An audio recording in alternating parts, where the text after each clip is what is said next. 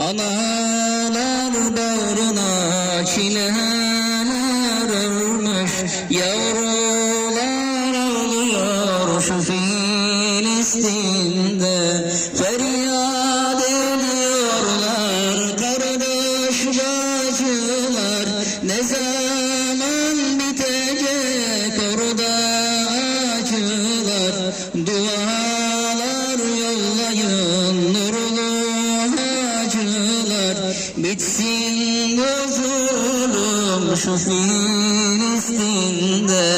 Dualar yollayın nurlu hacılar, bitsin bu zulüm şu Filistin'de.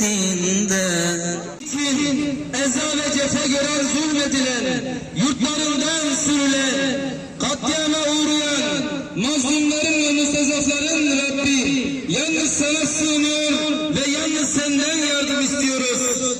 Ey hayrul nasirin, yardım edenlerin en hayırlısı. Ey müstehan, yalnız kendisinden yardım istenilen.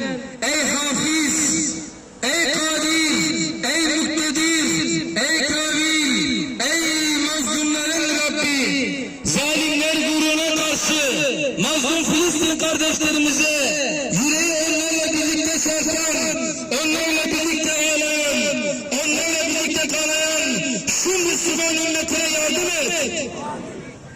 Ey Allah'ım, bozguncular gururuna karşı bize yardım et. Kafirler gururuna karşı bize yardım et. Küresel istikbara karşı bize yardım et.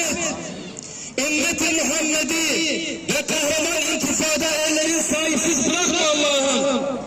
Bedir ve Uhud'da gönderdiğin gibi onlara ve katından koruyucu ve yardımcı gönder. Bizi zalimlerin elinde rezil ve rüsva eyleme Allah'ım. Bizi inkarcıların elinde oyuncak eyleme Allah'ım. Başta Filistinli kardeşlerimiz olmak üzere ezilen, horlanan, zulmedilen, katledilen Müslümanların üzerinden inkarcı zalimlerin basasını, zulmünü kaldır Allah'ım. Ey hayrul makirin, tuzağa en üstün, en hayırlı, en iyi olan inkarcı Siyonist zalimlerin ve onların hamisi, en az onlar kadar zalim olan Amerika emperyalistlerin insanlar ve inananlar için hazırladığı tüm tuzakları boşa çıkar. Zalimlere yaptıklarının karşılığını öbür dünyada verdiğin gibi bu dünyada da ver Allah'ım. Ey şedûdül ikab, ey şedûdül ikab, cezası en şiddetli olan, tuzağı en şiddetli olan, inkarcı ve işgalci zalimlere, Siyonist katillere, destekçilerine çetin ve şiddetli azabını, gazabını, yakalamanı göster.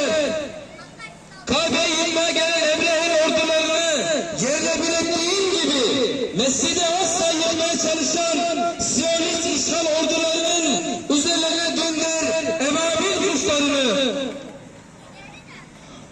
O halde acıklı azabınla inkarcıların, zalimlerin, hainlerin kalplerine korku sal. Ya Rabbi, Nuh peygamberin yalvardığı gibi sana yalvarıyoruz.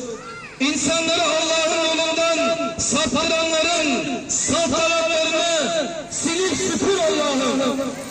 Ve yeryüzünde inkarcıların hiç kimseyi bırakma. Çünkü onları bırakırsan sana kulluk edenleri saptırırlar. Eshab-ı Kehf diyarının Rabbine iman eden gençlerin diyarından bir terör devleti olan İsrail'e lanet olsun.